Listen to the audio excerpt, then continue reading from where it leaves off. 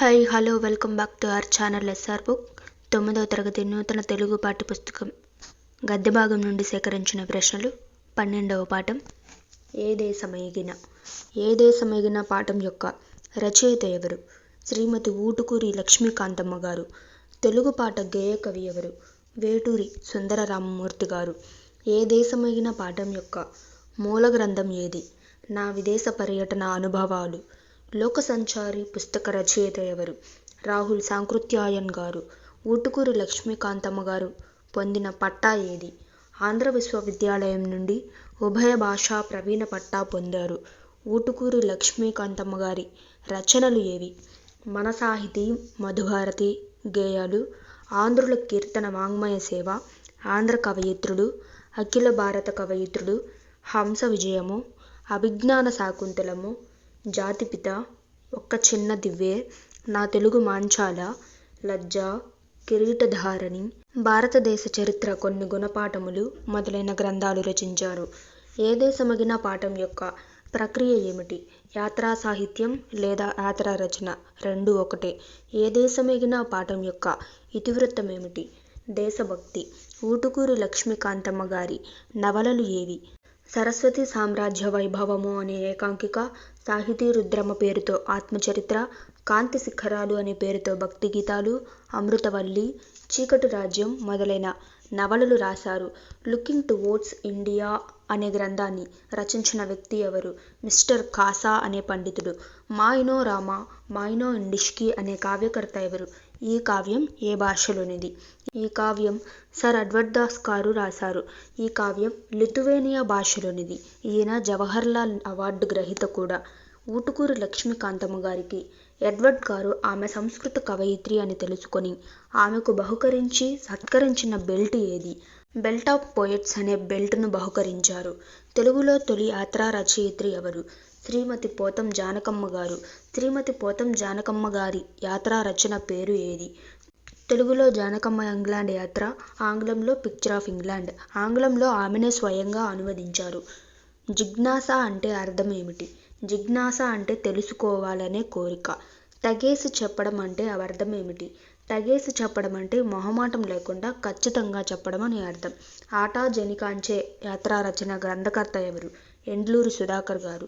ఇనుప తెర వెనుక యాత్రా రచన గ్రంథకర్త ఎవరు? రావూరి భరద్వాజ గారు. నవభారతి యాత్రా రచన గ్రంథకర్త ఎవరు? మాలతీ చందూర్ గారు. రష్యాలో స్నేహయాత్ర అనే యాత్రా రచన గ్రంథకర్త ఎవరు? వాసా ప్రభావతి గారు. నేను చూసిన అమెరికా అనే యాత్రా రచన గ్రంథకర్త ఎవరు? అక్కినేని నాగేశ్వరరావు గారు. కాశీ యాత్రా చరిత్ర అనే యాత్రా రచన గ్రంథకర్త ఎవరు? ఏనుగుల వీరస్వామి గారు. అర్థాలు: జోతలు, నమస్కారాలు, సమాగమం, కలయిక, సాధ్వి, పతివ్రత, కలగుండు, కలవరం, ఉత్కృష్టంగా, గొప్పగా, అధిరోహించిన, ఎక్కిన, ప్రకృతి వికృతులు. దీపము అను పదమునకు వికృతి పదం దివ్వె. మాణిక్యం అను పదమునకు వికృతి పదం మాణికం. యత్నం అనే పదమునకు వికృతి పదం జతనం. యాత్ర అను పదమునకు వికృతి పదం జాతర. నిత్యము అను పదమునకు వికృతి పదం నిచ్చెలు. సంధులు. వర్గ పంచమాక్షరాలు అనునాసికాలు అని మనకు తెలుసు కదా. వర్ణమాలలోని కవర్గంలో పంచమాక్షరం ఇగ్న. ఇక్కడ మీరు గమనించినట్లయితే వర్ణమాలలోని కవర్గంలో పంచమాక్షరం ఇన. 1 2 3 4 5. 5వ అక్షరం ఏంటి? ఇన. ఎగ్జాంపుల్స్: వాంగ్మయం, వాక్ ప్లస్ మయం, వాంగ్మయం. రాన్మణి, రాట్ ప్లస్ మణి, రాన్మణి. జగన్నాటకం, జగత్ ప్లస్ నాటకం, జగన్నాటకం. ఇక్కడ మీరు గమనించినట్లయితే వాంగ్మయం, వాక్ ప్లస్ మయం, వాంగ్మయం. రాన్మణి, రాట్ ప్లస్ మణి, రాన్మణి. జగన్నాటకం, జగత్ ప్లస్ నాటకం, జగన్నాటకం. ఎత్తు. ఈ మూడింటిని మీరు గమనించినట్లయితే పై ఉదాహరణల్లో పూర్వపదం చివరన వరుసగా వర్గ ప్రథమాక్షరాలైన క, ట, త, లు ఉన్నాయి. పరపదంలో మొదట నా, మా అనునాసికాలు ఉన్నాయి. వీటికి సంధి జరిగినప్పుడు ఇక్ ప్లస్ మా, మా. కా బదులుగా న ఆదేశంగా వచ్చింది. ఇట్ ప్లస్ మా, మా. టా బదులుగా అన ఆదేశంగా వచ్చింది. ఇత్ ప్లస్ నా, నా. టా బదులుగా నా ఆదేశంగా వచ్చింది. వర్గ ప్రథమాక్షరాలైన క చ ట త పలకు నా గాని మా గాని పరమైతే అదే వర్గ అనునాసికాలు ఇన ఇన న న మాలు ఆదేశంగా వస్తాయి. దీనిని అనునాసిక సంధి అంటారు. ఎగ్జాంపుల్స్ చూద్దాం.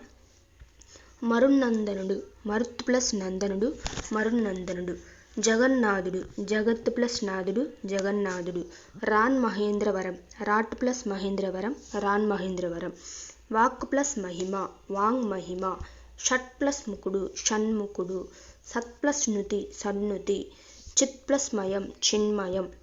సమాసాలు. బెర్లిన్ నగరం బెర్లిన్ అని పేరు గల నగరం.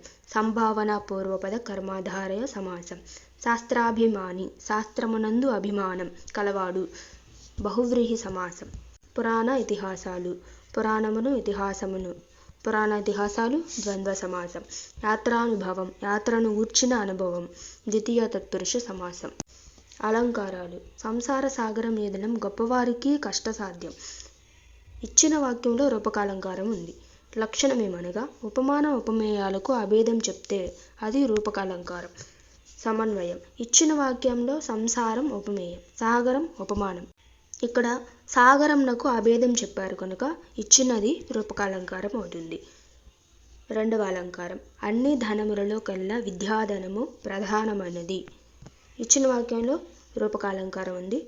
లక్షణమేమనగా ఉపమాన ఉపమేయాలకు అభేదం చెప్తే అది రూపకాలంకారం. సమన్వయం. ఇచ్చిన వాక్యంలో ఉపమేయమైన విద్యకు ఉపమానమైన ధనమునకు అభేదం చెప్పారు కనుక ఇచ్చిన వాక్యంలో రూపకాలంకారం ఉంది.